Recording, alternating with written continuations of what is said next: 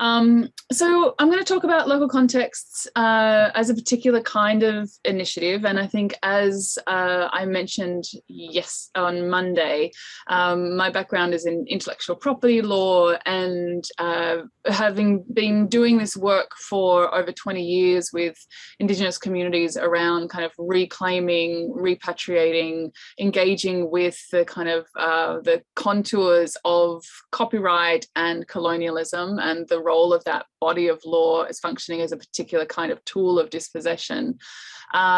This project emerged about 10 years ago, and it emerged largely from requests from communities that I was working with for a different kind of tool or something that could differently articulate Indigenous protocols into digital systems. There's been an enormous amount of protocol work done in Australia, in Canada, or actually all over the world now. But a lot of those protocols tend to be written, they tend to be in documents, and they tend to sit on shelves, on bookshelves. And what the request I was getting from the communities that I was working with was, can we find a way to put our cultural protocols into digital form so that they can be made visible with some of the kind of digitization initiatives that were happening and have increased. So the framing for the labels has both kind of an international framing and then has developed from multiple community partnerships. This kind of is part of work I was doing within the World Intellectual Property Organization. For those who don't know, the World Intellectual Property Organization is a UN agency that has been focused, or has a lot of different kinds of areas that it focuses on, from patent, trademarks, and all sorts of different things. Hold on, I have to just let in Farina. To kind of the framework around the Convention on Biological Diversity. So the World Intellectual Property Organization has been trying to address Indigenous rights and interests in traditional knowledge and genetic resources since 2000.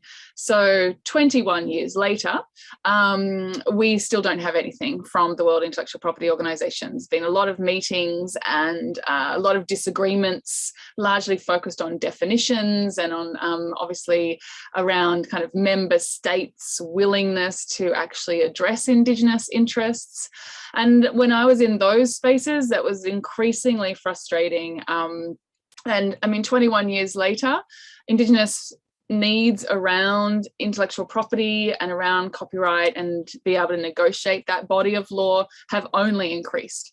And yet there's no kind of tools, legislation, anything that can actually support Indigenous communities. So I kind of left that space, partly because it was, well, you can imagine 21 years of an enormous amount of resources being put into a negotiative space and very few resources being put into Indigenous spaces. And I think we talked a little bit about that on Monday with some of the questions that you were asking there, Farina. And then there's kind of these other supplementary international pieces that are happening, particularly around the Convention on Biological Diversity, the Nagoya Protocol. The Nagoya Protocol was really developed to address Indigenous rights and interests around access and benefit sharing, around genetic resources. Then, of course, there's the Declaration on the Rights of Indigenous People in 2007, and Article 31 in that declaration speaks specifically to Indigenous rights around intellectual property. And so it really sets the international law, even though it asks states to develop their own legislation. Very few states have developed their own legislation in relationship to intellectual property and Indigenous rights. And then more recently, we've seen kind of Indigenous data sovereignty movements that are starting to require different kinds of attention to Indigenous rights and interests around kind of the use of data and how data is governed and the decision-making around Indigenous data. Unfortunately, there have been very few digital tools that have been developed to support the principles that are coming out of these contexts. And this is really where the labels make quite an important intervention and why they're being used across multiple jurisdictions or multiple contexts. So really, Local Contexts is an alternative kind of licensing and labeling project. It began in 2010 and then kind of in 2012 really started to move a little bit more a little faster. It had initial support from Creative Commons and initial seed funding from the World Intellectual Property Organization. Since then, it's been a lot of soft grants from a lot of federal grants, a lot of federal grant writing. We just started to get government investment in local contexts from the Maori Development Agency in New Zealand is kind of the first government that's investing in the labels at the moment. It's a project that has Indigenous co-leads in relationship to that. I would normally do a presentation like this with Maui Hudson, who is my partner in this work. He is from the Whakatohea Nation in New Zealand, and we collaborate internationally in relationship to building this project, particularly with the addition of the biocultural labels. I'm not going to really focus on the biocultural labels today because there's a lot within the traditional knowledge labels that I want to focus on, but kind of can set that up as an aside, and also if there are other questions about that can certainly answer that. And then it's really been built by multiple Indigenous community partnerships in Canada, in the US, and in Australia and New Zealand.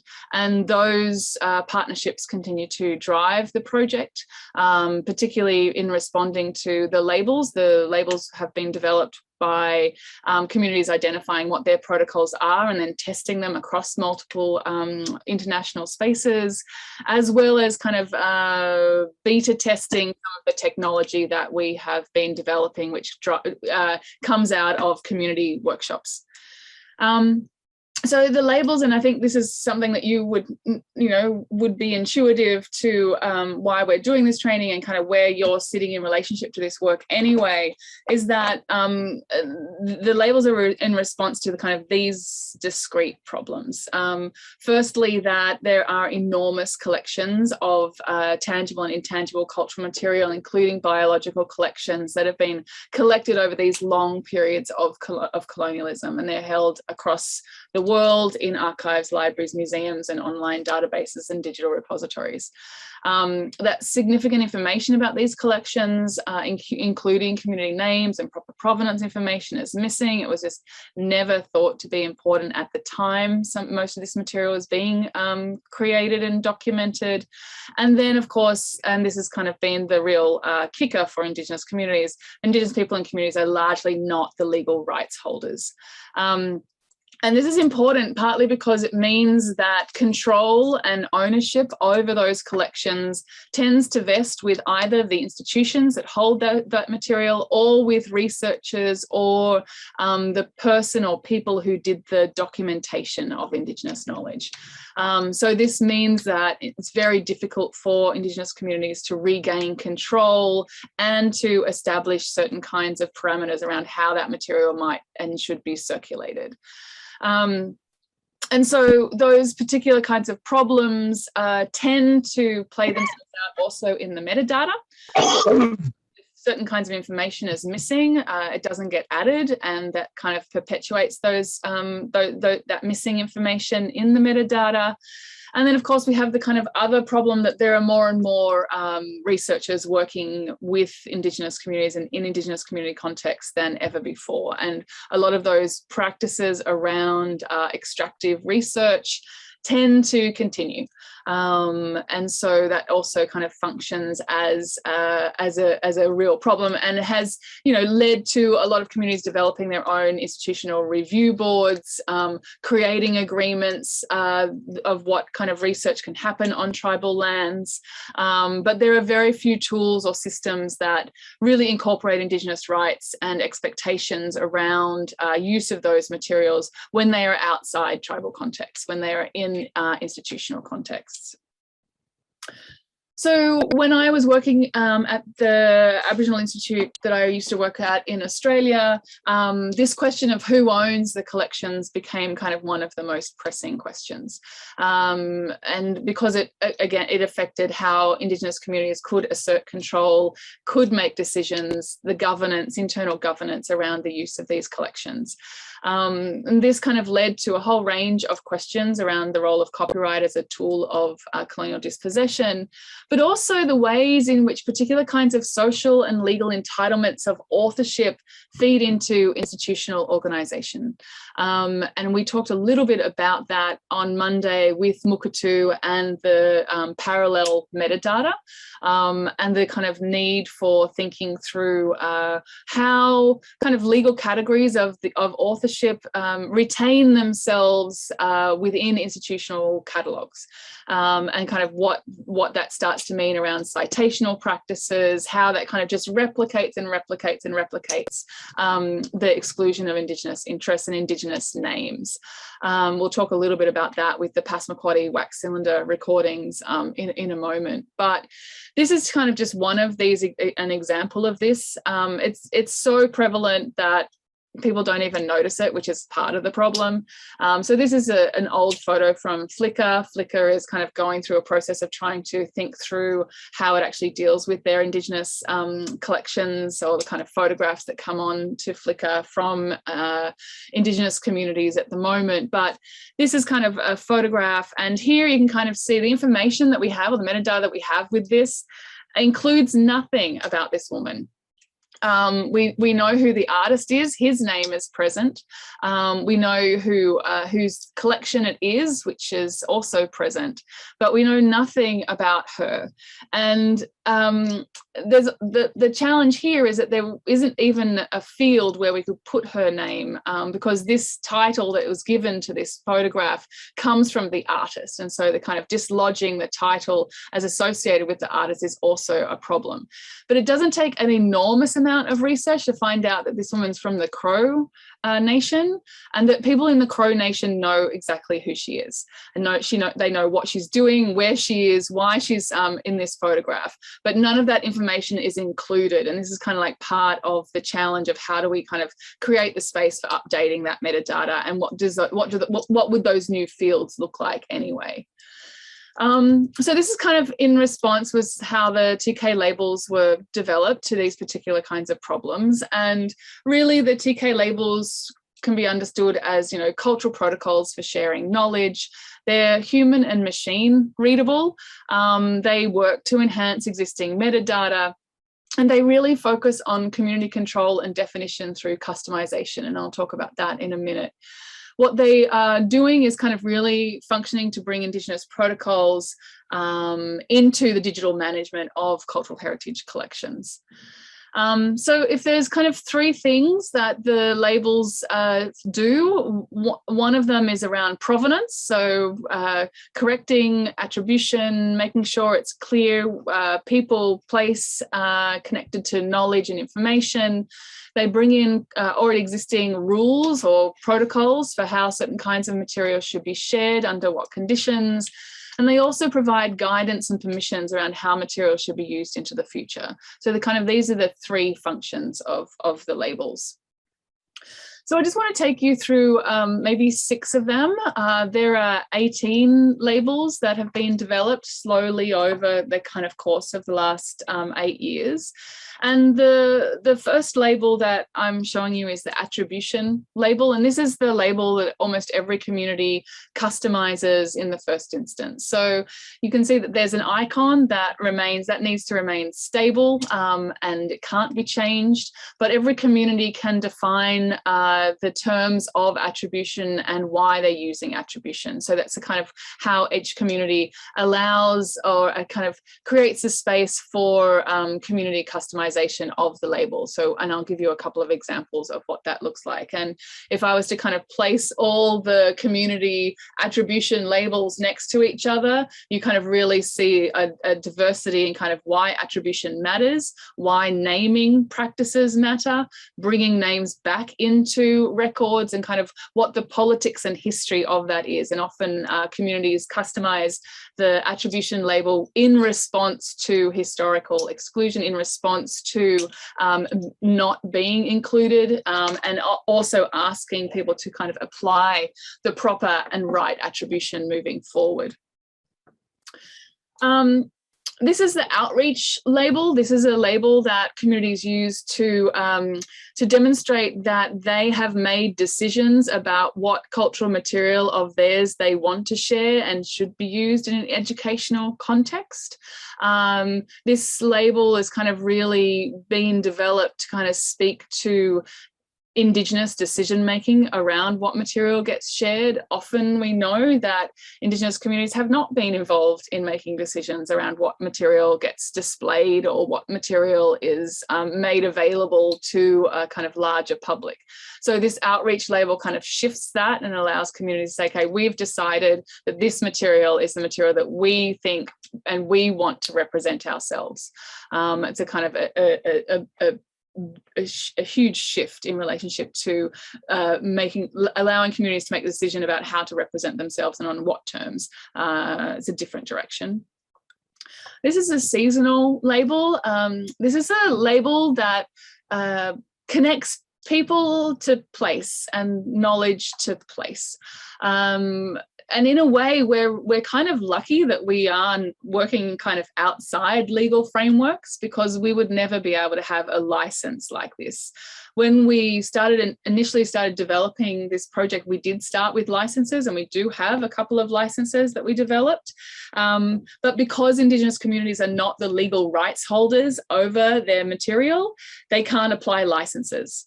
So that meant that we kind of backed off the licenses and moved more directly to kind of a project of labeling. And thus we were kind of, with the seasonal label, we're able to kind of nuance out the different kinds of relationships that exist in relationship to certain kinds of material, which is also interesting because copyright is not interested in content at all. It's interested in the form. Is it a book? Is it a photograph? Is it a sound recording? And from that form, the rights vest. Is not interested in content at all. But Indigenous communities, it's the content that matters. The content is kind of priority importance. And so this seasonal label kind of starts to speak to when certain kinds of material should be heard, when certain kinds of songs should be sung, when certain kinds of activities are happening on Indigenous lands and waters. So, for example, harvesting sweetgrass, there are particular songs that go with harvesting sweetgrass that should only be sung during that harvesting period. Similarly, certain kinds of stories should only be told in the first snow. So this label kind of allows for a recognition of this relationship to land and to land-based teachings, and that kind of being a really significant kind of dimension of a lot of content that sits in archives, libraries and museums. This is the multiple communities label. This recognises that there are multiple communities that would have responsibility around certain kinds of material, whether that's songs or song series or particular kinds of stories. Again, moving away from singularity, and copyright law is really focused on individual and individual property. We try and, with the labels, move away from a property language because what we're dealing with is not everything that communities are wanting to label should ever have become property in the first place. And so we're kind of dealing with that, and then also thinking about multiplicity rather than singularity, hence kind of having kind of a multiple community label and what that kind of does. This is the sacred label. This is really for particular kinds of material that has spiritual or sacred dimensions that perhaps should not have been recorded, but also does have limits on how it should be circulated. This is a really important label and probably fits is the label that has kind of overlap with NAGPRA, and is used around NAGPRA material, particularly material that doesn't fit into existing NAGPRA legislation, like photographs, sound recordings. It's really hard to get photographs and sound recordings returned as under NAGPRA. It has happened. There are kind of several instances of that, but it's a really difficult argument for communities to make around that kind of material. So this label starts to function as an indicator of how and when, or if certain materials shouldn't be used or seen. In a similar way, this is the kind of culturally sensitive label.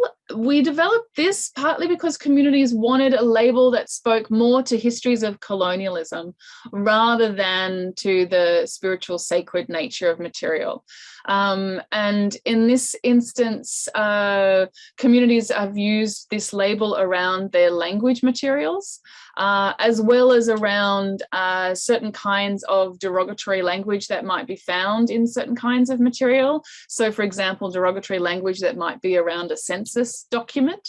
And really it's kind of asking users or people who encounter that material to really take special care in terms of how this is going to be used, how it's circulated, under what conditions, recognizing that there are different perspectives about how this material should be circulated, and that there are really specific sensitivities that exist around certain material.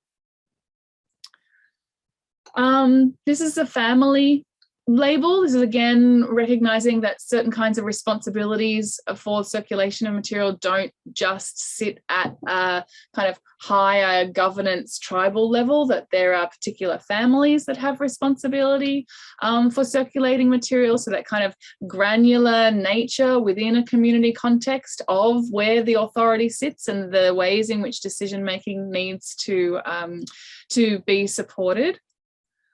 And then these two last labels, this is the verified label. This is a label that was requested by the Karok tribe in California because they wanted to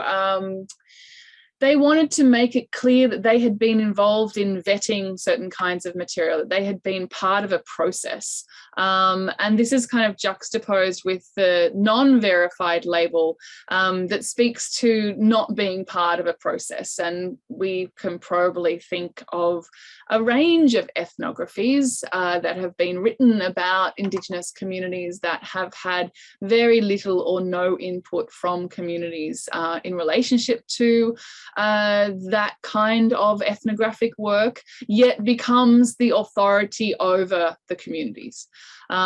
Interestingly, the Hopi are using particularly this label to illustrate all the different ethnographies that have been written about Hopi that have had no Hopi input in relationship to their production. So again, kind of indicating where Indigenous involvement has been part of creating representations about communities, and where there's disagreement within the community in relationship to that.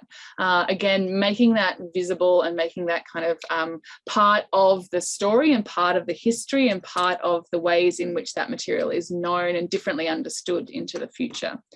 So how this is kind of presented on the local context site is there's the icon, and then there's a kind of like why use this label, so some guiding text, and then each label is meant to be customized by a community. We've created some label template text for every label, but each community tends to customize the label for their own needs and in response to kind of their specificity and their locality.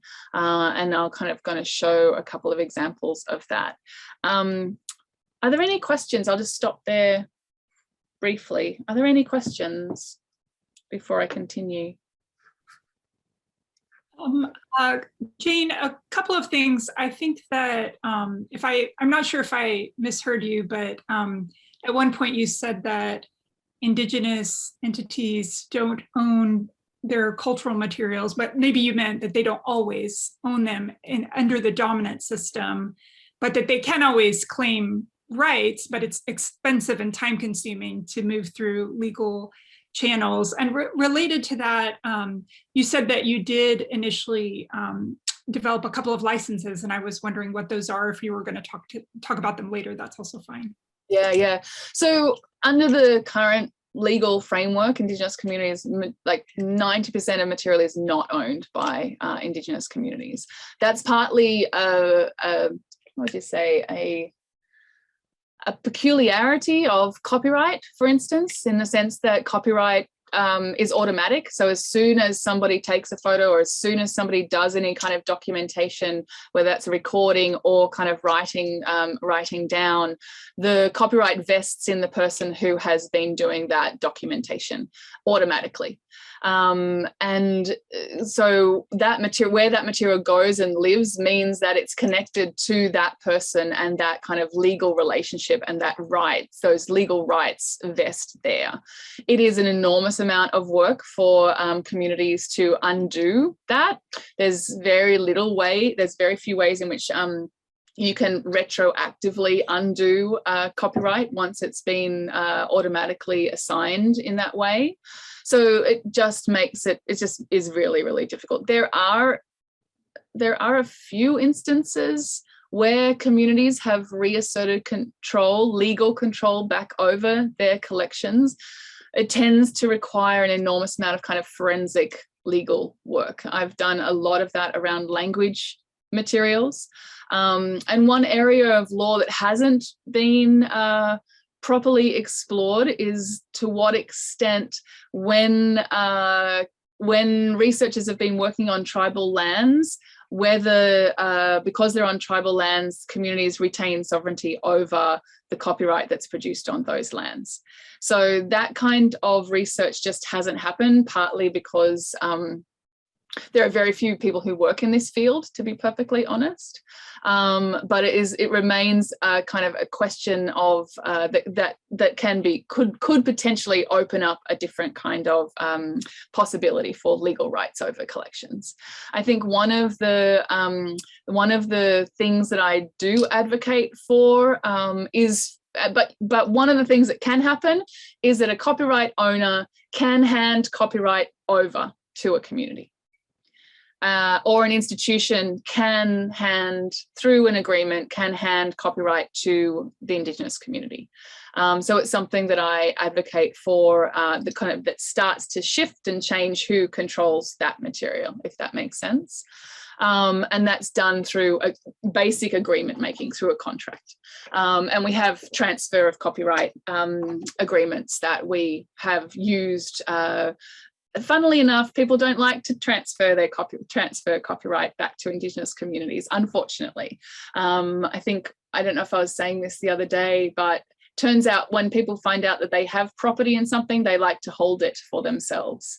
Though increasingly, as researchers are aware that they're also creating intellectual property when they're working with Indigenous communities, we're asking those researchers to transfer that copyright in that first instance when they're made aware of it, so that into the future we're not dealing with the thickness of these particular problems that we have at the moment. So we're not repeating the we did start with the licenses. We have 4 licenses that we're kind of working on and testing. They're around attribution, non-commercial, commercial, and I think educational uses around particular material. We have to work within already existing legal framework. So for example, we can't have a license around use of material that would prevent so, for example, we can't have a women's only license for particular material because it's under discrimination law. It's seen to disadvantage particular gender. So we've only got 4 of those licenses that we're kind of working on. We did kind of put that particular dilemma to the side because it wasn't going to affect the majority of Indigenous material, which is kind of why we focused on the labels, which could do more work for more communities and more effectively to some extent. I hope that answers that question. Any other questions before I show you some of the examples of how communities are customizing the TK labels? Jane, I did have one question. So what's the primary like the main significant difference between the license and the label? The labels are not legal. Okay. The licenses are legal. So licenses are legally binding, and the labels, I would say, or I kind of argue that they're extra legal in the sense that they sit outside the already existing legal framework. But they provide, and because of that, it means that they're not binding. So they can't be enforced, but they're setting a certain kind of parameter and level of engagement that kind of leads to different kinds of agreements that get put in place, different kinds of relationships that start being part of a different kind of practice. So in many ways, the labels are about changing practice, but by bringing Indigenous cultural authority back into a conversation where previously it wasn't there. And in that sense, that's kind of what is interesting about the labels, is that they can do that we don't need to have the that we don't need, and you know, because they're also based on, because they're cultural protocols, they're based on already existing Indigenous law and rules, which are the protocols. There's something powerful and important about that. But the example that I'll show you with the Library of Congress is interesting in the sense of where they placed the labels and where they've placed the labels within their MARC record and the Dublin Core is as rights. And that's really significant because it does produce a tension between cultural rights and first rights and Indigenous rights and intellectual property rights. And I'm quite happy with that tension. That tension exists. It's and then having them together allows for the visibility of that tension. But I'll show you that when we get to the Passamaquoddy example. Evelyn, does that answer that question for you? Yes, thank you so much. Any other questions?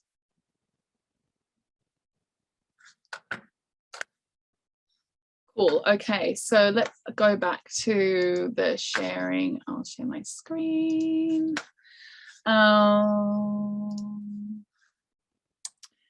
So I'm going to start with the Scowlitz Band of the Stolo First Nation in British Columbia, Canada. And this is kind of an example of, it was kind of one of the first examples that existed around using the labels from a community standpoint. So the Scowlitz, and I'll, at the end, I will just kind of drop all of these links into the chat so that you can kind of follow up on them and explore them in your own time.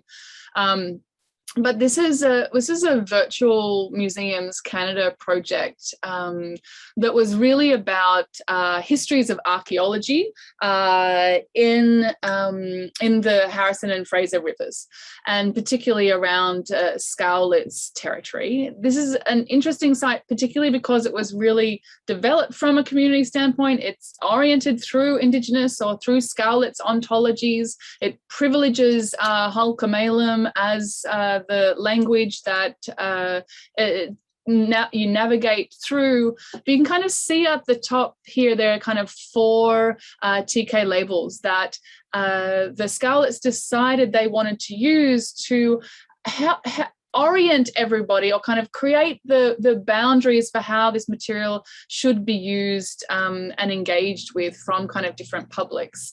So this is the attribution label. Again, this for Scowlitz attribution label wasn't the first label they developed. It was actually the Sacred label was the first label that was developed as a community workshop, and you know the labels were being discussed, and it was the elders who really gravitated to the Sacred label as the kind of the first label that was developed, and then started the process of developing. I think they have 7 labels that they customized. Most communities don't use all of the 18 labels. They use between 5 or 3 to kind of 8 of the labels that particularly kind of meet their needs. But the 18 that are there kind of get, you know, yeah. So they don't all. Not everyone uses 18. And so this is kind of where you can see the customization of the label taking place, where the translation, customization is around kind of attribution really means name and place for Scowlitz, but also why Scowlitz are using this label. And it speaks to, history not being respected or told correctly, capacity to tell that within Scowlitz's own words, but also the kind of responsibilities that Scowlitz have to lands, resources, and to telling histories. So this is kind of an example of kind of what that customization can look like at a community end. This is the verified label. This was kind of, again, used to indicate that this entire website was developed through a community-driven process and community decision-making process, and kind of that kind of governs how the entire site functions. Similarly, the kind of outreach label is to kind of speak about why the Scowlitz developed this virtual museum, really to kind of help educate and to provide a space for publicly available teachings, teachings that community had made a decision about that they wanted to share. This whole site is also translated into French. So all of the labels and all the content are also in French as well. And we ended up using, we've also translated the labels at the moment. They're in French, Spanish, and Maori, or Te Reo Maori, partly in response to communities who've wanted the labels translated so that they can use them within their own context, particularly within South American context is why they're in Spanish, and then also for Canadian First Nations that have French as their second language, not English.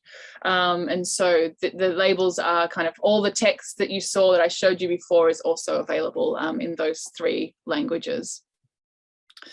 So on their site, they kind of talk a little bit about why they're using the traditional knowledge labels, as well as why they have 4 labels that apply to the entire website, as well as the additional labels. I think they have 3 additional labels, a family label. Yeah. So this is kind of an example of where they've also added the family label, partly because this story that's being shared actually has family responsibilities around it. It's not just at that level of Scowlitz as a kind of as a governing frame. This is a kind of sacred label, that first label that was developed. The Scowlitz used this label as a kind of to really say there's a lot more information here, but non-community members aren't allowed to receive that information. This is ours. This is based upon our teachings and our learnings and our knowledge, and there are restrictions in relationship to our knowledge system, particularly around how certain kinds of material should be used, but also speaking to the potency and the danger that exists in sharing certain kinds of sacred information with those who shouldn't have access to it.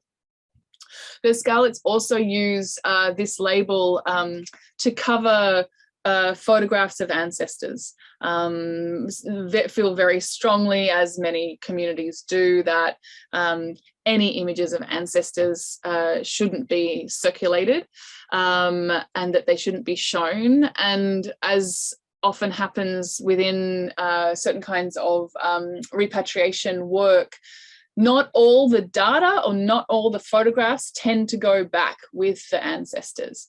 And so there's a kind of a big movement to make sure that any kind of data that was produced through research on ancestors, as well as any photographs that were taken, are also returned as part of repatriation claims.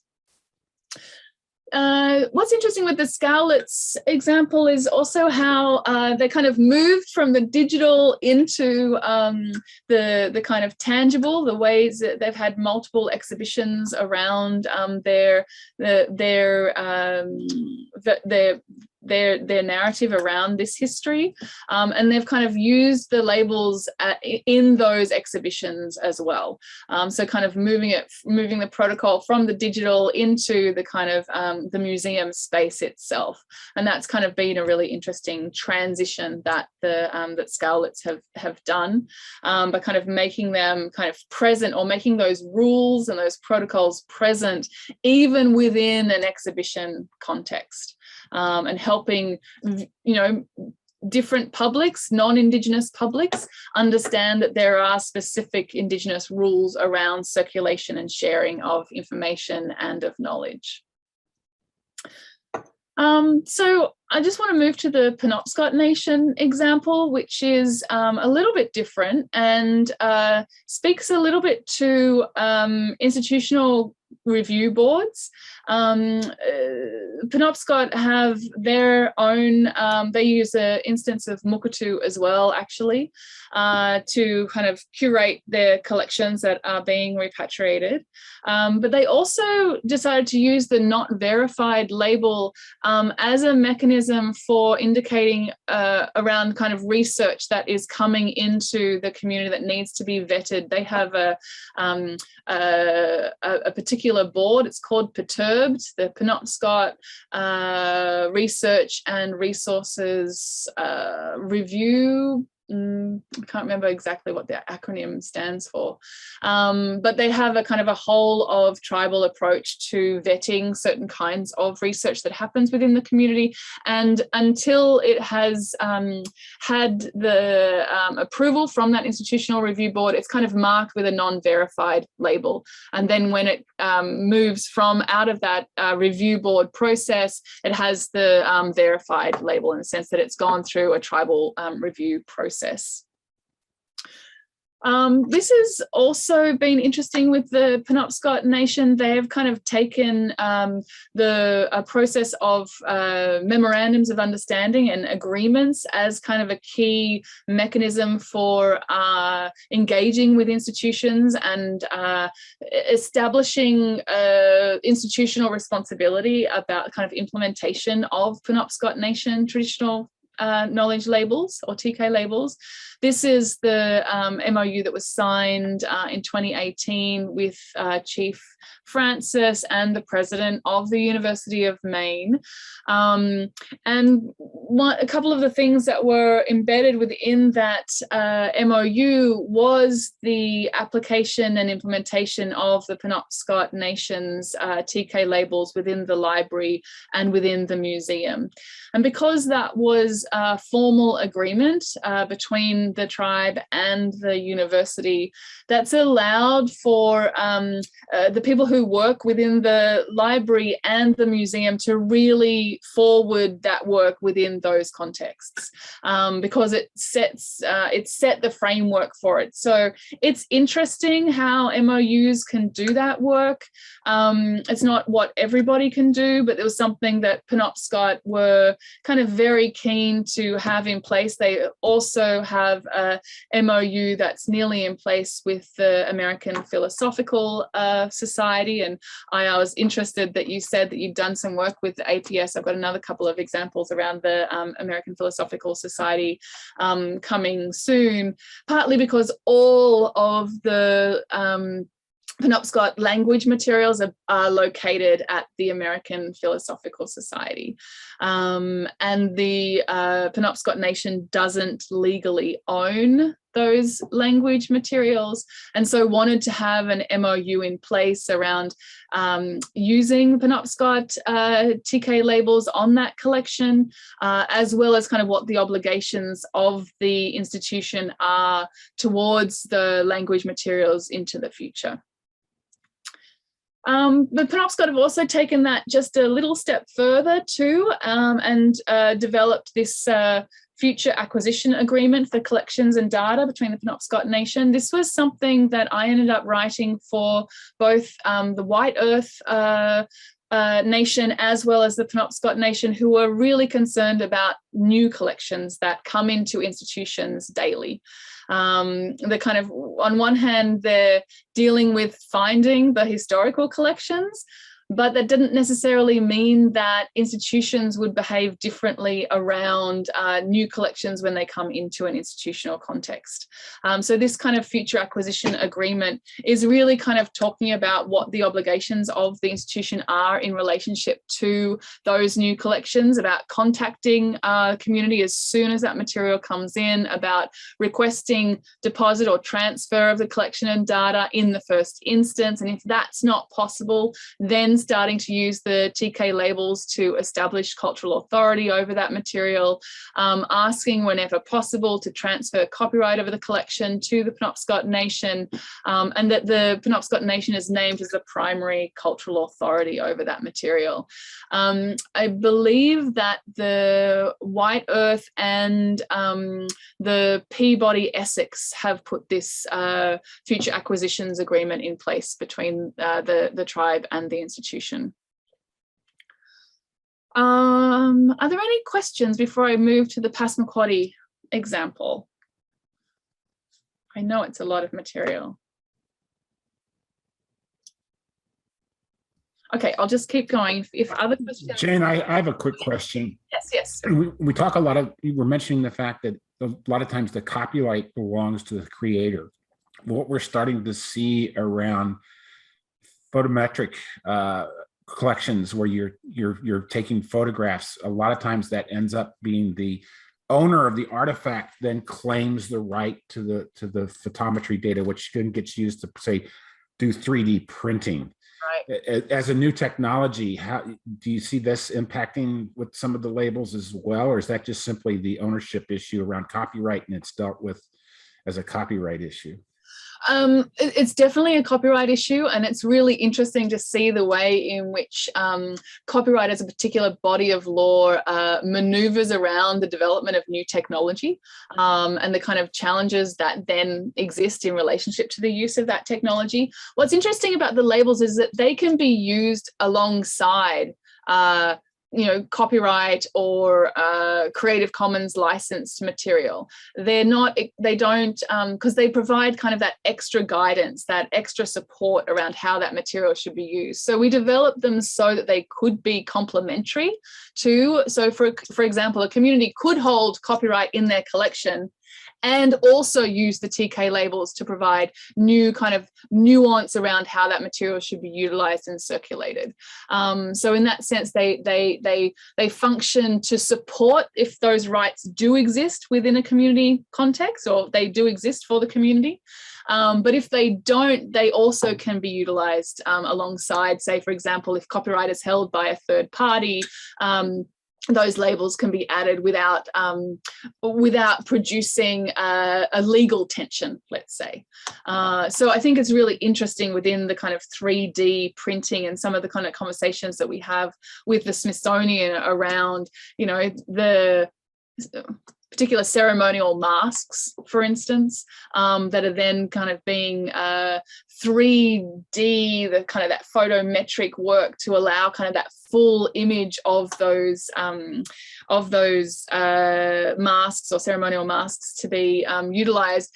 I often encourage communities to also have an agreement in place that is just clear about how that, who owns the data, where that data is going to sit, and then kind of if they're going to use the labels, what they're going to do with that. So again, pushing into contracts and agreements. Contracts and agreements are often used in relationship to copyright to kind of give nuance to, or to give different kinds of information around how certain kinds of material should be used, because copyright's pretty flat.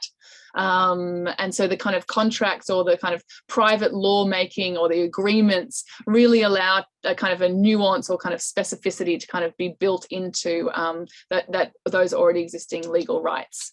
Mark, does that answer that question to some extent? Yeah, it does. It's an interesting, not even talking about native collections, the copyright around the photometric recording of this around that 3D imagery as a research tool.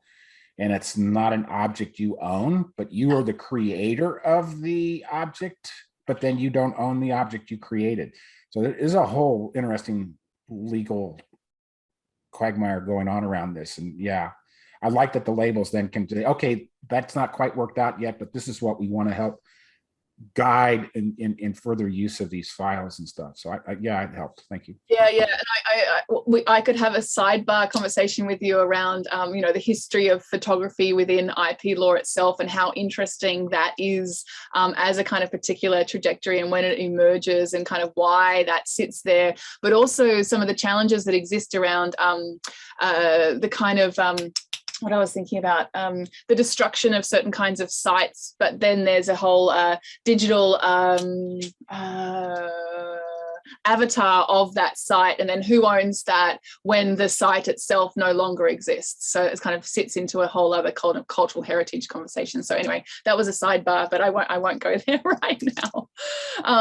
So this is kind of the Passamaquoddy example, and these were the 31 wax cylinders that were the first sound recordings ever made on native lands in the United States.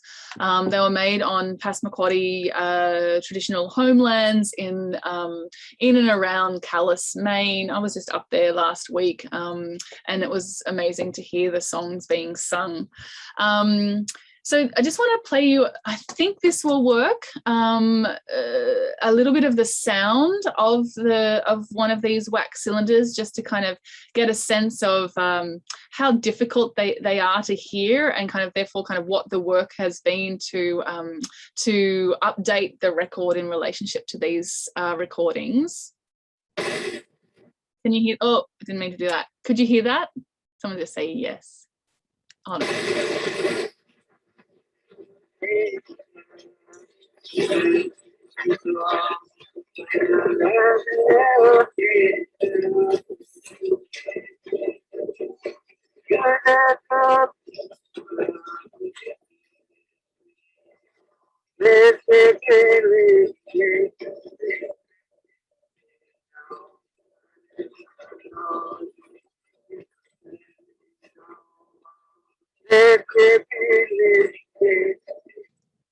So very scratchy recordings. The Library of Congress kind of started a project a couple of years ago now that was there because they're these really important recordings recorded, the first recordings on native land. They're kind of part of this heritage of the nation kind of category, and they were recorded by Jesse Fuchs, and the Passamaquoddy did not have access to them until really 5 years. There was a return of those recordings, but they were really poor recordings in the 1980s. And it really has required kind of new technology in order to kind of take off that static and kind of digitally sew that sound back together that allowed the kind of Passamaquoddy to engage with those recordings in a different way. But this is what the online record used to look like within the Library of Congress. And you kind of see here, just as a very impoverished record, but also it's kind of driven by the technology itself in many ways. It's the information about the cylinder that kind of really dominates this space, as well as the kind of who holds the rights to this, being Harvard holding the legal rights in relationship to that, even though that's a very spurious claim that Harvard is making there. I just wanted to show you Molly Neptune Parker, the kind of process of engaging with these recordings, just because it was such a significant project within Passamaquoddy, and really thinking through kind of what that process looked like. And then I want to talk about the labels.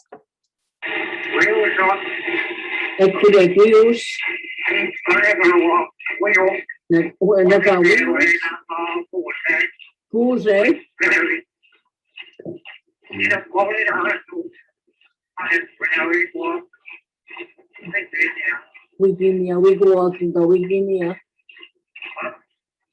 Let's go to the अपने का पहाड़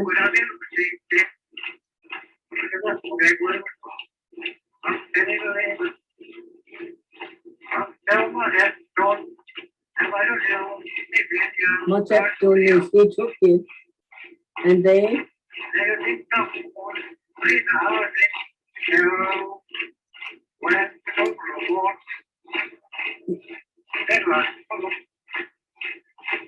he mentioned,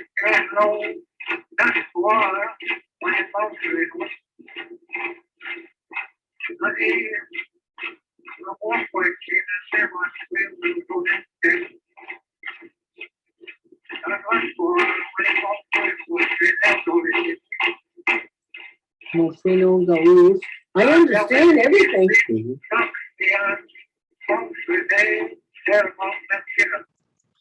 So it was a kind of an enormous process with about 8 Passamaquoddy elders just kind of listening and listening and listening and listening to these songs. And of course, they're not full songs, they're kind of partial songs. So the work that the Passamaquoddy have been doing is kind of like building out of those kind of like pieces to make the full song again. And so kind of Molly was working on, we found in one of the records a third voice. There was only 2 singers supposedly on these wax cylinders. We found a third voice. It was very clearly a distinct Passamaquoddy voice, and kind of had to go to another archive to find the field notes for this researcher. Found kind of documentation around this particular song, and it turned out that it was actually Molly's great-great-grandfather who was singing on those recordings, and she'd never heard his voice before. So it's kind of like this relational kind of ancestral connection that was kind of a major part of this project. So that's more than one, him and whoever, he didn't say. Yeah, he said he was going to go hunting. They were going to go hunting, not he, just him. They said they're going to go hunting. And when they get to wherever their hunting place is, they said that they build a place to stay. They must have built some kind of a shelter. And then he started, now I don't know when he started the story, whether it was during maybe like dinner or something, or the way when they were gathering, depending on how many people there were, because they usually tell stories when there's at least, a handful of people. So Molly was kind of like, she'd had to do the kind of translation into Passamaquoddy, and then the kind of larger cultural translation of kind of what was happening, why were they singing this kind of song, what was kind of the larger spaces around that, in order to kind of think through how they wanted to represent this song as additional information within the Library of Congress's record. And so alongside kind of that work that was happening, the community decided they wanted to use three TK labels: the non-commercial label, the outreach label, and the attribution label. And partly that was to kind of speak to how they want those recordings to be shared into the future. And there are some recordings that they are not sharing because they're medicine songs, and there's funeral songs on there as well, and they don't want those recordings publicly available. But for the majority of the recordings, that the community is happy to have them available, partly because they're using these the labels. So the labels, and this was kind of an epic process of negotiation with the Library of Congress to kind of place the labels as close to the content as possible, because this is really the Passamaquoddy's authority over these recordings, not buried somewhere in the notes field, but actually as close to the content as possible. And partly the Passamaquoddy felt comfortable sharing this information because they were using the labels, or because the labels were going to be attached to that information. So I kind of showed you that earlier record and how kind of impoverished that was, and with no Passamaquoddy input. And then this record is kind of much more robust, much more information that Passamaquoddy have made decisions about what they feel comfortable sharing with the public to educate them around these kind kind of these particular songs. They also were able to retitle those songs. We couldn't get the retitling as the lead or the head title with the Library of Congress, but we were able to get it there. And then also kind of thinking about the names of the Passamaquoddy who've been involved in this process, from the original recordings to then listening to the recordings and kind of creating all of this additional metadata. And so there's pages of additional metadata that's now been added by the Passamaquoddy. So there's kind of so much, it's a much richer record, obviously. And so I was speaking to this a little bit before in relationship to where the labels sit in the rights advisory. And so within this kind of process of this project, the Library of Congress decided to kind of place the TK labels in the rights advisory, not in a notes field, but also placing the TK label above the copyright rights held by the Peabody Museum at Harvard. And that was kind of a significant move on behalf of the Library of Congress. And I remember having multiple conversations with the Registrar of Copyrights, also based at the Library of Congress, to get their approval in relationship to adding this into the rights advisory. And because they saw them as additional rights, they were happy to have them in the rights advisory. And I think that was a really interesting and important decision that was made within the Library of Congress, that then has kind of established a certain kind of standard for how and where the TK labels kind of get recognized within, excuse me, but different kinds of online catalogs. This is the MARC record. So they placed the labels within the field 540. 540 being the field that is usually used around how certain kinds of material should be used. It's where you would find a Creative Commons license. It's where you would find the copyright information. And this is why they decided to kind of place it in field 540. They also then had to include the TK labels within their record within Dublin Core. They again found the rights field as the kind of most appropriate place for including the TK labels. And then I guess the biggest change within the Library of Congress from these 31 wax cylinders was creating a new field within their JSON for TK labels. And what that means is that any community that has material within the Library of Congress and has TK labels can have those labels added easily. So that kind of was a significant digital infrastructure change that came about from this project, and it's probably why it's so important. So from 31, you know, kind of a pilot case around 31 wax cylinders really opened up the digital infrastructure for any community with TK labels to kind of now be added into their material at the Library of Congress. I might just stop there for a second. Does anyone have any questions?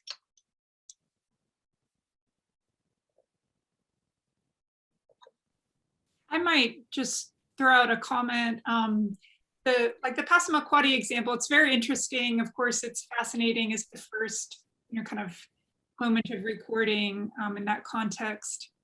It's a small number of recordings, so it was more manageable to do that kind of thing.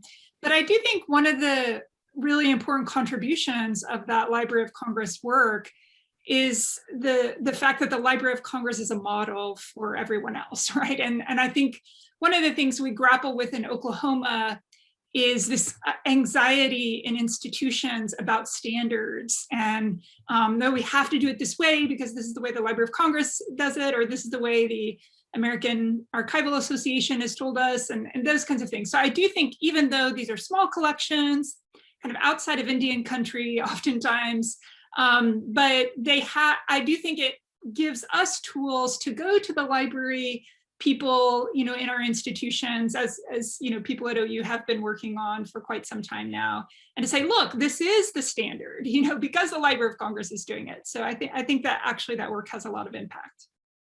Yeah, I don't. I have to say I didn't anticipate that when we started the project. It wasn't kind of one of the things we were particularly thinking about. But in retrospect, all of the process and kind of what that has taken to do within the Library of Congress, being such a behemoth in relationship to all the different kinds of decision makers that needed to be in the room, has really kind of helped us work out what kinds of workflows need to be in place and who needs to be part of conversations early around utilizing the labels or thinking about utilizing the notices and what that kind of takes.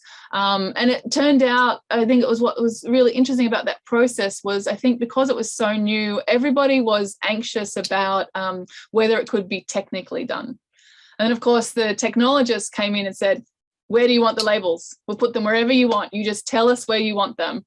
And we're like, up here with the content. And they're like, done, we'll just do that's easy. And then everybody just took a collective sigh of relief, as if that was going to be the biggest hurdle. At the end of the day, the biggest hurdle within an institutional context was some of the conversations about copyright and the labels with the registrar, but also we worked that out. So again, it wasn't small. Even though, and it was probably really good that we started with a small kind of use case in the first instance, because that then allowed us to kind of forward that. And again, it has helped us to say, start small, start with a small example. Don't start with your hardest, most difficult collection. Don't start there. This is kind of new and people are going to have to kind of work out their processes around it. But start with a kind of a pilot to see what are the kind of challenges, who needs to be in the room, what does that dialogue look like. I think what was also really interesting, and we get this question a lot around the labels in relationship to decision making and governance at a tribal level, at a community level. The Passamaquoddy tribe has two different tribal governments. They have a tribal government in Indian Township, and they have a tribal council in Sabayak in Pleasant Point. And they don't always agree because they're kind of making different decisions around different kinds for different reasons. So that reality of different tribal governance has existed since 1840 with Passamaquoddy.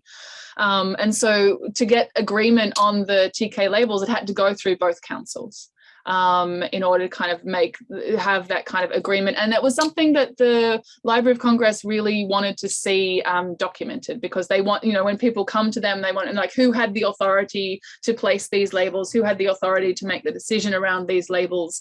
And often it's been the tribal historic preservation officers who have been doing that work, partly because in many instances, tribes have already designated that decision-making around cultural material to the TIPOs, but also then often it does tend to go back through the councils too, but it really depends. So I think that's also interesting. Sarah? Yeah, I actually have a question related to a few things with that, but Monday, there was sort of an acknowledgement that when you're updating and changing metadata, like, you don't want to lose the context of how that change, like how that change happened and what it originally was, and showing like these sort of field recordings of elders listening to those earlier wax recordings and sort of having these reactions. I mean, obviously, I think that program was part of the Folklife Center, with who, they do ethnography. So I'm curious if the field work around the process to change this was then made part of like the archival collection of in some sort. Like, is it part of like the archival ethnography? And if so, like, was that done differently, under the understanding of sort of like that forward thinking agreement? So I'm just curious about all that context. And then is that process somehow also either public or eventually public facing or whatever? Like, I just like the context of the process as well. Yeah, that is such a great question. And what's interesting is there really isn't a place within the Library of Congress's kind of set up for that kind of process to be documented and recorded. But what we did as part of the project was Passamaquoddy also wanted their own site for those recordings and for the representation of those recordings too. And what I was up in Maine doing on the weekend or last week was recording many of the people who'd been involved in that process in relationship to just kind of documenting it for their own Mukurtu site. So let me just show you that, because that's kind of, it's a perfect lead into that kind of next thing I wanted to show you. Because it kind of wasn't enough to just update the record in the Library of Congress. And also, not all the material is in the Library of Congress. So, you know, you've got the field notes that were in the anthropology archive. You had material that the community itself had collected over a long period of time, because these are really significant recordings. And there was nowhere in the Library of Congress that you could bring all those pieces together. And so Passamaquoddy kind of wanted their own site to tell their own story in relationship to those wax cylinders. And so this is kind of how, and this is kind of what, Michael showed an instance of with the Plateau People's Web Portal. This is kind of another instance of Mukurtu being used. Kind of wanted to talk about why they were using the labels, what the labels did, and thinking through then also renaming the recordings as Passamaquoddy recordings rather than Fuchs recordings. So this is how that kind of naming of the non-Indigenous person continues as the citational process.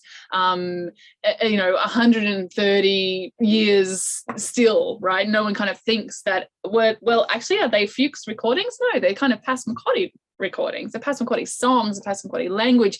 Fuchs couldn't even work, he didn't even speak Passamaquoddy, which is why we have no information really about the content. And so one of the significant things even within the Library of Congress, as we were having these conversations, and it was kind of one of those moments where the director of the archive within the American Folklife Center said, let's take the photograph of Fuchs out and put in a photograph of the Passamaquoddy singers. And so that's the photograph that now sits there next to the recordings, not the photograph of a person who recorded it, but the photograph of the people who were singing it. This is Noel Josephs here. And then for the Passamaquoddy, they kind of wanted to tell and connect pieces, not only kind of historically, but also contemporarily. And that included, so here is, again, as we kind of would have seen, we saw like there's this parallel metadata. This is kind of, again, what existed for the Library of Congress. But this is the kind of the Passamaquoddy record with the cultural narrative and the traditional knowledge and the TK labels. And then this is kind of where a different kind of rights statement that the Passamaquoddy added, which was also really significant, where they kind of are saying that these recordings originated from the Pescomacari people, were recorded on traditional homelands, and the tribe maintains all legal rights to these recordings in perpetuity, never ceded these rights to the songs, narratives and language to any non-Passamaquoddy individual, institution or government authority. So a very strong rights statement within their own site here around these materials. But this is kind of also what the process of these recordings and having them returned and what the Passamaquoddy also wanted to represent here. And I'll just play this, because this is the wax cylinder trading song being sung by the kids in the language revitalization class.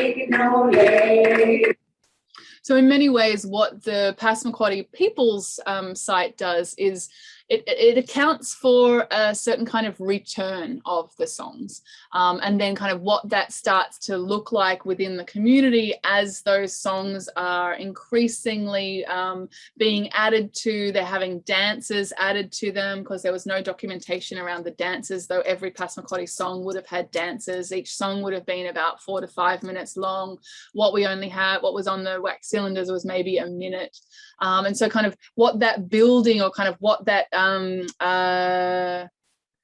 of reconnection and repositioning of these songs within a kind of Passamaquoddy ontological framing has done, and that's really kind of what the capacity of Mukurtu has been, is to kind of find that space at a Passamaquoddy tribal level in order to kind of tell those stories. And again, this is all kind of public. These are kind of the public stories that Passamaquoddy want to tell about the kind of return of these songs and what's been going on. And they're being sung in ceremonies now. They're being sung. There was just an ancestral paddle last week from one community to the other community, where these songs were sung along that kind of canoe trip, but just kind of really reactivated and revitalized. But wanting to share that, particularly because Passamaquoddy want to get this into the schools. They want to get this into so that their kids have access to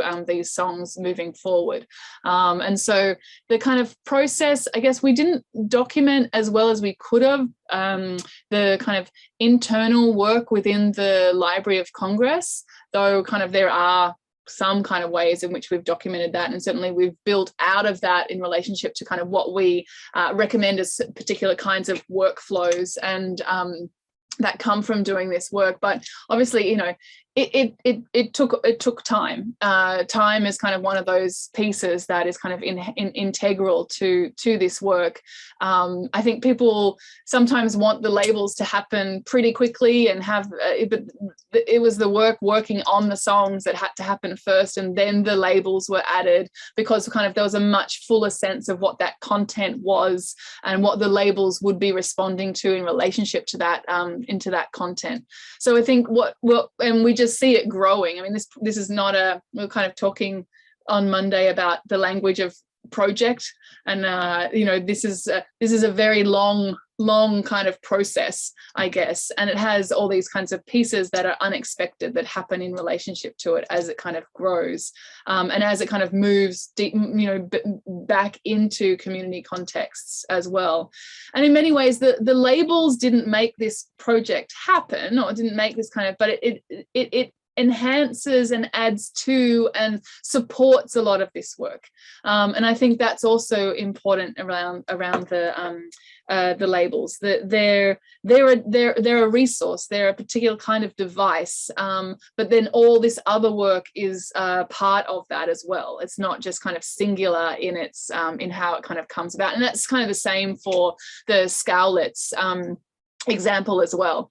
There's an enormous amount of work, you know, determining how the stories are going to be told, and then the labels sit as kind of an overarching support and guidance for how others are to engage with that material moving forward. And that's where that real dialogue, or that real relationship building kind of piece, they're relational tools, I guess, in a certain kind of way.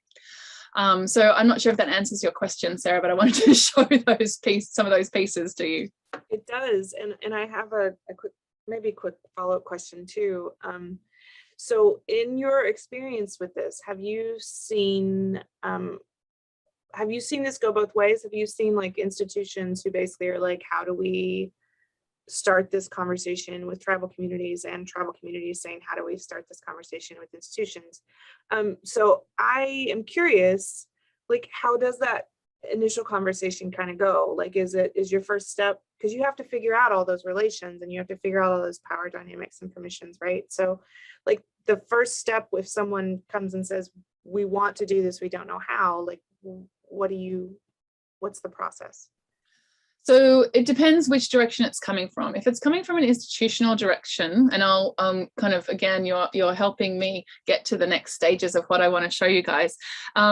We recommend that institutions start by using notices to kind of indicate that they're open to doing some of this work collaboratively, or open to doing this work collaboratively, and also open to correcting attribution and correcting the record, and actively engaged in a desire for a new process.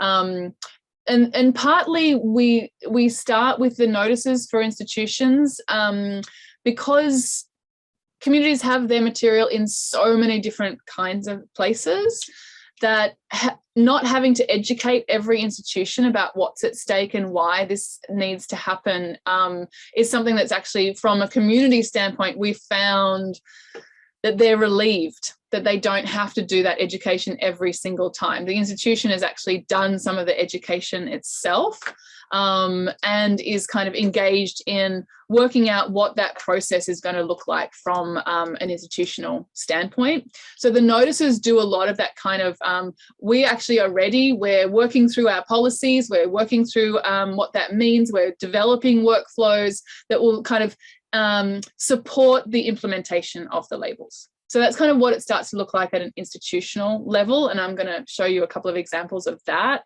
just in a second. From a community, when a community wants to engage with an institution, institutions, and then we also say to institutions, start small. Don't start with a really complex situations. I was talking to the Field Museum and they're like, what about Schoolcraft? And I was like, don't start with Schoolcraft as your first project, please. There's like 500 communities involved in that. And that's going to take, you know what I mean? Like, don't start with the hardest possible thing that you can think of. Start with kind of a discrete, smaller project where you can kind of really see and, start to manage the workflow in a different kind of way. Because every institution's workflow will look different and will be a bit different in terms of who needs to be involved, what those kind of conversations should look like. When it comes from a community standpoint, and we have a lot of communities that we work with to help build frameworks for doing that work with institutions. And some of that happens through MOUs. So I just wrote 8 MOUs for 8 tribes who are wanting to work with the Smithsonian, Library of Congress, and the National Anthropological Archives. But they wanted to start from the agreement place. What is our kind of shared expectations around doing this work? And what does that look like? And that's one piece of that is the labels. Another piece is around the digitization of materials and getting access to those. And then another is like, what at a tribal level, where does this decision making sit in relationship to what's going to get shared and what's not going to get shared, and kind of making that clear in that agreement that the community is moving to the institution with.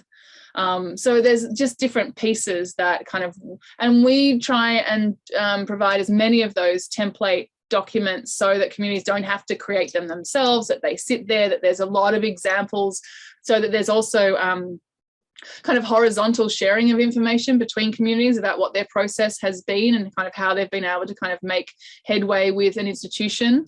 Communities know which institutions are going to be headaches to work with. Don't tend to start there, tend to start with, where already existing relationships are and kind of important collections are. They tend to be kind of what guides communities towards those institutions.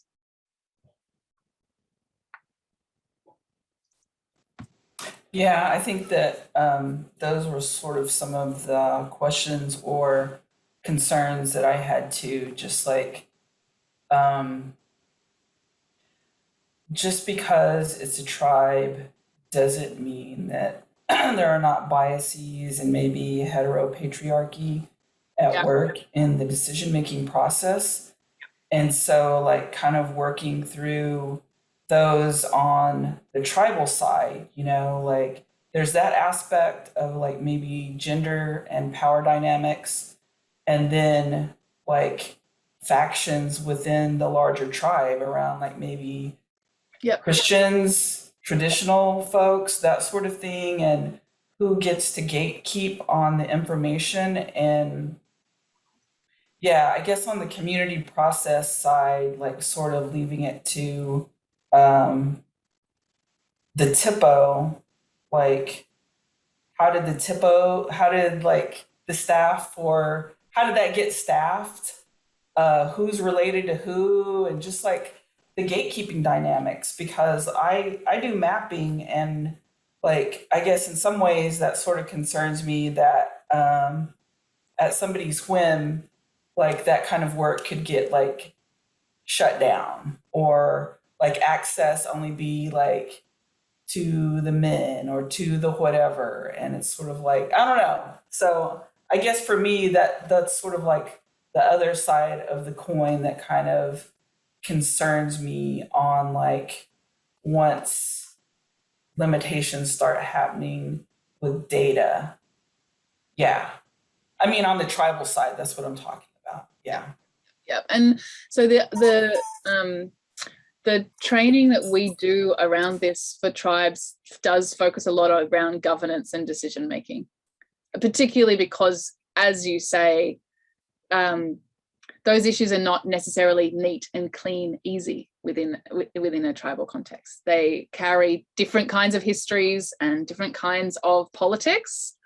And so, you know, this is kind of really the training that the Penobscot Nation runs, and partly they run that because they want to share their experience in relationship to how they kind of went about creating a whole of community approach to the governance around and decision making around not only using the labels, but also vetting certain kinds of material, looking at certain kinds of material, adding information in relationship to it, but also moving into data and how data is going to be shared within that community context. When we first did the TK label workshop with Hopi, it was precisely exactly this, that it was clear that there were religious and spiritual leaders who would make very, very different decisions than the tribal government. And there needed to be a whole kind of internal conversation around that in the first instance. And then 5 years later, Hopi are like, okay, we want to start using the labels, but very specific ones, not ones that are particularly, attribution, yes, but we need kind of several attribution labels because we've got different kinds of ways in which the religious leaders themselves need to be attributed within the community. And then also kind of working with material that is kind of largely publicly available, but that Hopi want to correct the record in terms of who was involved in producing that material. So again, starting with a very discrete example within a community context that allowed for different sites of agreement rather than different sites of disagreement. And that we see that in multiple, and that's kind of just part of again recommending just a different ways and different pathways. The same with the Karuk, that was also very clear that there needed to be just a different conversation that happened internally around how that work got done, and who was responsible, and what the relationship, for instance, with Karuk between the TIPO and the Department of Natural Resources, because that was really where the decision making around certain kinds of religious material was. That's where the strongest people were commenting on that. That's not what the TIPO. So the TIPO was actually also not Karuk. was like, so that could, so anyway, so there's all those other interesting kind of I guess instances, and that's why it's really useful for tribes to be sharing their own experiences, because exactly those kinds of questions come up, and then it just helps people troubleshoot and think through how they might approach it within their own community. I wonder also if this is a moment to think about the importance of keeping the kind of public institution side in dialogue with the tribal side. Of course, there's a dialogue in what to do with the collections and how to go about them, but what I've gotten from Robin Gray's work, who's done this work with Tsimshian in Canada, that it's actually unethical for public institutions to just say, okay, we're giving all this material back to you. It's up to you, sovereign entities to decide what to do with it, without also providing resources and kind of facilitating spaces for the kind of community planning and discussions that Laura Harjo specializes in. And there's, Laura has incredible resources in her book, Spiral to the Stars, that are applicable to other places too. Robin Gray also has a chapter for her dissertation, just that because these are powerful materials that have to be dealt with. It's not about just like, okay, let's get these out of the public institution so that it's not making us look bad. Because then, it's sort of, there's a lot of work to be done on the community side, but just like NAGPRA, like they said, okay, here, this new law, but not providing the resources for tribes and communities to actually deal with it. I don't know if that makes sense, or if Laura wants to respond to that. Yeah, I mean, I agree with that in terms of like having maybe community-wide conversations so the different sectors get to weigh in, and it's not sort of just tribal workers and tribal council and even maybe our ceremonial ground chiefs, because it's largely men that are in those leadership positions. And so, yeah, like how do you have all sorts of folks weigh in on that information?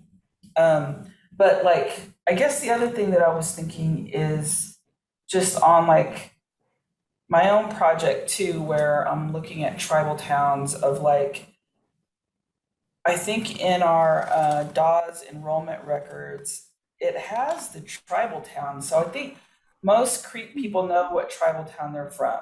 So if I'm mapping tribal towns, and let's say I go and I also do interviews with people that are members of those tribal towns, maybe they're not operating in the same way, but do interviews and then set these sort of different levels of availability of like really like a zoomed in scale of the area, different views of like maybe like one of the places I was looking at, the tribal town, former tribal town sites, or I'll say sleeping tribal town sites in the Southeast.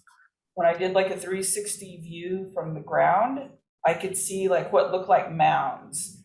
That's maybe not something that I want everyone to zoom in and look around and know, but like maybe tribal members or maybe folks that belong to that tribal town, that they can like get in and look at kind of like these 360 views of the site and maybe look at interviews and that sort of thing.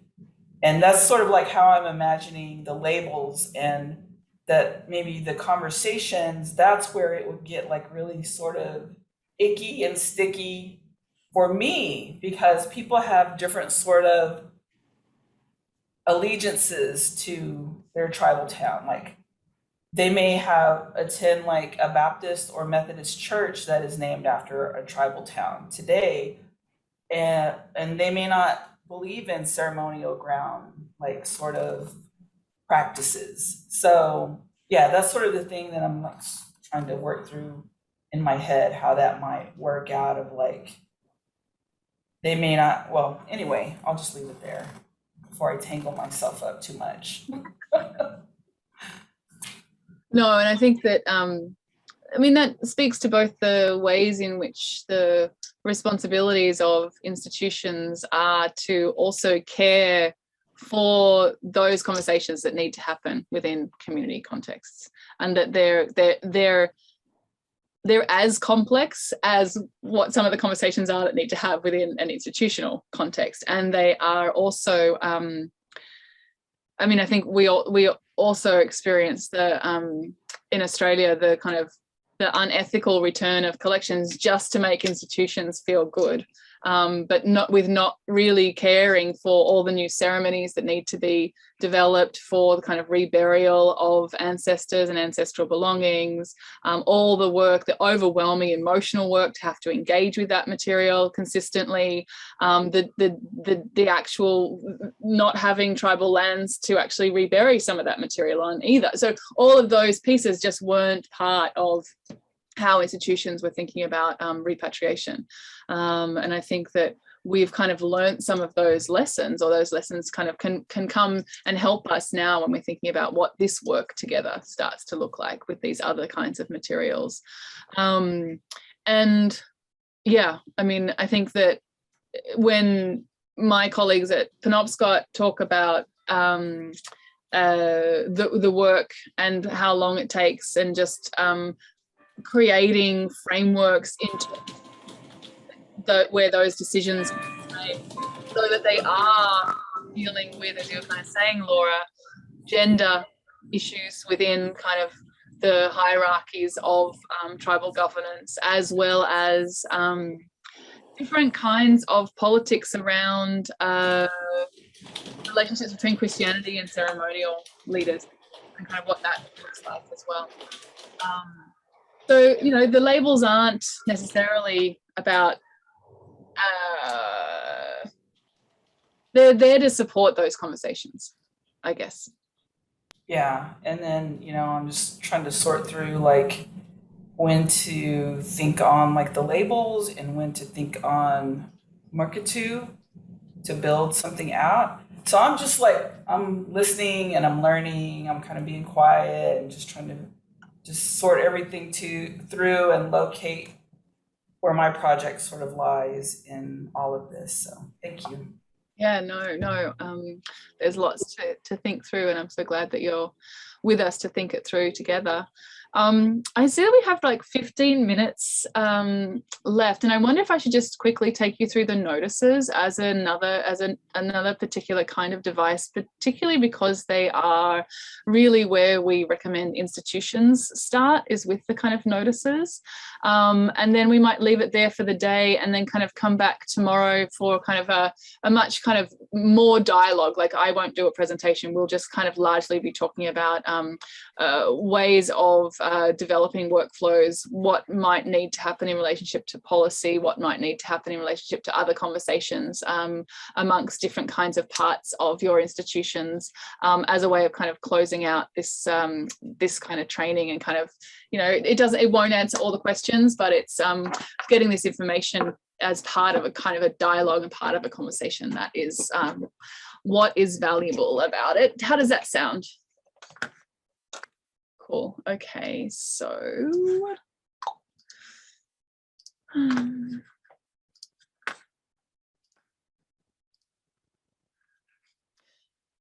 so it was really, as you know, we were thinking a lot, you know, obviously most of the effort thus far in relationship to the labels has been focused on communities and making sure that there are tools for communities that serve community interests, that represent community protocols, that create the kind of space for the conversation and decision making, as we were just kind of talking about.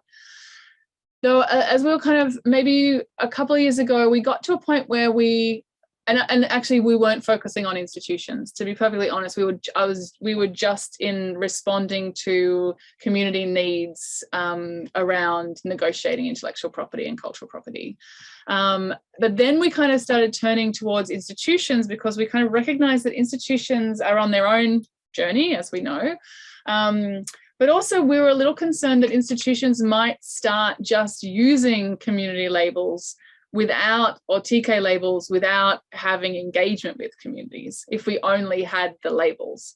So we developed these notices as a kind of as a separate mechanism that is for researchers and institutions, actually, kind of wanting to recalibrate researcher ethical practices to make sure that Indigenous interests are disclosed as early in the research process as possible. And that includes kind of these big questions around provenance and where things come from, and understanding that Indigenous rights and interests often get invisibilized in those first instances. So kind of finding a mechanism that could kind of rejig that or kind of turn that around, but also notices that kind of place some of the work around, well, understanding that staff within institutions often know their collections much better than communities do, partly because they've been in those, been in the stacks, they've been working with those collections, they've spent a lot more time. And so kind of really seeing the different dispersal of the invisible labor that communities have to find their collections, to make sense of them, to kind of find them, track them across different institutions, and kind of pushing institutions into that kind of space in a different way.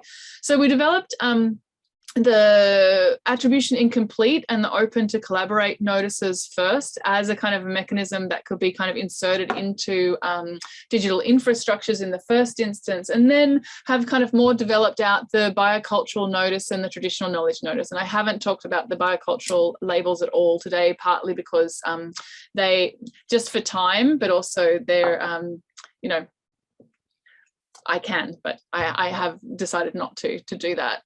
But I just wanted to show you a couple of examples of how the notices have been integrated into both proprietary systems and also into just kind of institutional websites. So this is Past Perfect, and this is the Abbey Museum in Maine that has added open to collaborate notice to every single item in their online collection, and in many instances the attribution incomplete as well, kind of again speaking to missing information and really wanting to serve the Wabanaki communities that is kind of the focus of the Abbey Museum, but to do that with every single item in their online collection. And that kind of, it took a moment to do that, but now they've got that, and the communities engage with this material consistently, but they know that the Abbey Museum is really forwarding and is really committed to decolonizing and indigenizing agenda. And so this is kind of part of the work that the notice does to signify that commitment and that desire for building not only better relationships or but better practices around how these collections are looked after into the future. This is an example of the notice at New York State Museum. And something that's interesting about the notices that I've heard from, and I know that Amanda and Lina, you've heard this within the kind of cultural institution working group as well, when Gwen talks about adding the notices to their website, this is basically their public facing website, is then the amount of conversations that have happened internally within the institution about what are the notices, why are they being used, why do we need to think about Indigenous collections in different ways. So it's kind of opened up a conversation that was actually, she found, was very difficult to have within an institutional context. But the notices, not only are they kind of doing public facing work, but they were doing internal institutional work as well. This is an example of the at the American Philosophical Society. They've included at their Center for Native American Indigenous Research, they have included the Open to Collaborate notice as, again, what Brian Carpenter talks about as basically a visual indicator of what was already existing policy.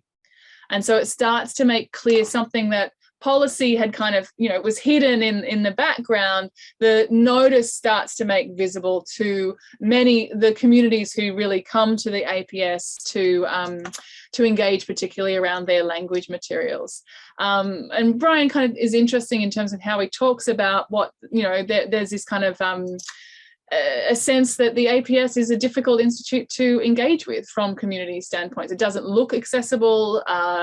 It's full. It's like embodies colonialism, and yet what sits behind and sits within the kind of staff work is a real commitment to engagement and commitment to working to return collections in the most ethical way possible. And so they added the notice because it really spoke to that already existing commitment, but made that differently visible, which I think has also been really interesting. This is the use of the Open to Collaborate notice for Simon Fraser University in Canada. This is on the Northwest Coast Image Archive, and I can't help but point out everything I say about attribution and how whose names get included within titles of particular kinds of collections. But this is one of the most highly utilised collections within Simon Fraser Library. And really, by using the Open to Collaborate notice, again, signalling that there's an enormous amount of work that's happening behind the scenes in relationship to connecting and engaging with First Nations around properly attributing the photographs that are in this, this image archive. I heard through other means or other kind of folks who, from some of the Indigenous students at Simon Fraser University, that that by starting to utilise the Open to Collaborate notice and with the kind of intention of adding the TK labels later, Indigenous students were really actually excited that their university was willing to do this work and was committed to doing this work with the First Nations community. So I thought there was something in the way in which the use of the notices was also speaking to the Indigenous student body within these institutions too, which is really important. This is an example within the University of Tasmania Library. Again, this is kind of driven through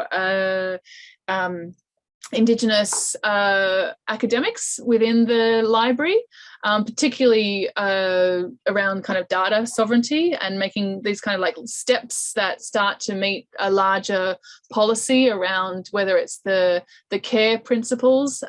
This is kind of an example of that. This is their kind of open access repository.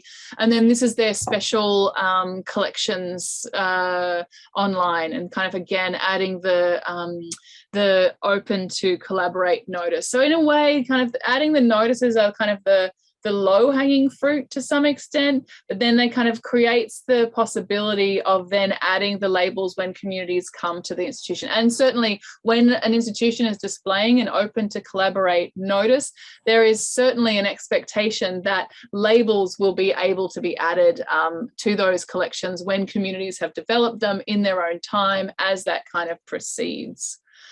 And then this is our first biocultural notice that was added to Vaxilium International database around blueberries and bilberries. This is a bilberry. This is for particular kinds of research. This has happened with the Sami communities in Norway. And so adding again this kind of like this notification that there are Indigenous rights and interests at that kind of database level is really, really significant and important. Of course, we were talking kind of on Monday about where this kind of flows into the larger kind of research network around kind of publications, and we're kind of pushing for journals to like Molecular Ecology to add notices as part of a new disclosure mechanism. We have to do, a lot of these journals are asking for data accessibility statements. This is kind kind of asking for that kind of next level of disclosure around data and where data has come from. And then also kind of tying that into researcher practice through ORCID IDs and the use of ORCID IDs, and kind of being able to be clear and transparent about researchers who are utilising and working with Indigenous communities, so that can be differently transparent. So that's where I kind of want to finish, just on those, just on that for today. Just wondering if there are any questions on the notices, and we can kind of, this is kind of where we can start tomorrow as well. Jane? Yeah. It seems to me that the notices are just like a static image, and they don't necessarily contain a link to whom to contact if an Indigenous community wanted to engage in conversation with the institution. So am I correct about that? Or I guess there's no reason why we couldn't sort of link to contact us. That's what I would do, is kind of have a direct link to who to contact to start doing that engagement. Okay. And that can just be added easily. Okay. It's something that we also kind of suggest for communities to add to their labels as well, about who to contact and who to engage with, because that whole kind of, I didn't know who to contact kind of statement that comes up a lot is not really, I don't know, we can kind of move beyond that by, you know, updating and providing that information.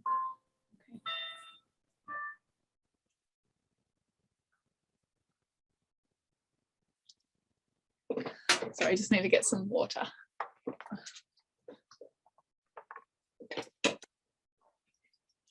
So let me pop into the chat. I wanted to put into the chat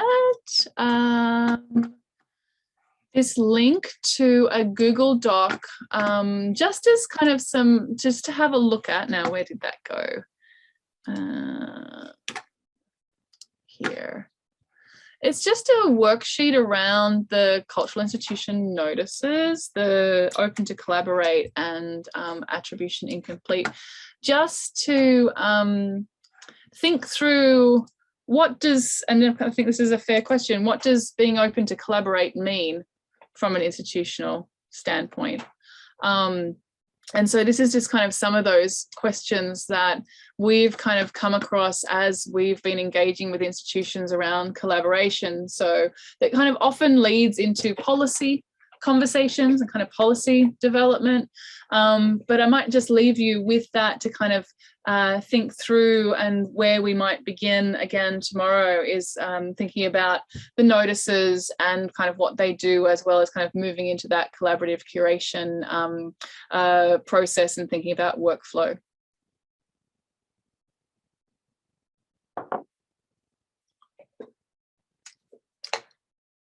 How does that sound? So from that list, let me pull it up again. Number 9, is that that's considered a data sovereignty sort of tenant? And then are any of the others on there considered data sovereignty sort of tenants? I think they're connected, right? For me, data sovereignty or kind of metadata justice is around data sovereignty. I think transfer of ownership starts to think about data sovereignty, because you're starting to talk about control. The labels are kind of part of how to think about operationalizing particular kinds of data sovereignty, particularly with biocultural labels, but also the way in which the TK labels can be part of a kind of associated traditional knowledge within data sets. So I would say that at least half of those start to think through data sovereignty. Okay. And I remember when we were talking, Laura, about when we did that, Stephanie and I did that talk, I can't remember when it was, and we got to talk a little bit after that conversation together about kind of data sovereignty and your work and how kind of that relates to it. Yeah. was trying to wrap my head around that too. I know, it's like there's how many things can you hold at the one time? So why don't we finish now? And I think it's like lunchtime for all of us. It's nice, I have to say, it's nice to almost be in a similar time zone together. And then we can kind of reconvene tomorrow at 11, and that'll be kind of a much larger conversation just together. Amanda? At 10 for us, right? Yeah, 11 for me, 10 for you guys. See, it's only an hour. It's so close. It's not like 8 hours or 12 hours or something weird that I usually do. All right, everyone, have a lovely rest of the day, and I'll see you all tomorrow. Thank you, Jane. You're welcome. Bye. Thank you. Bye.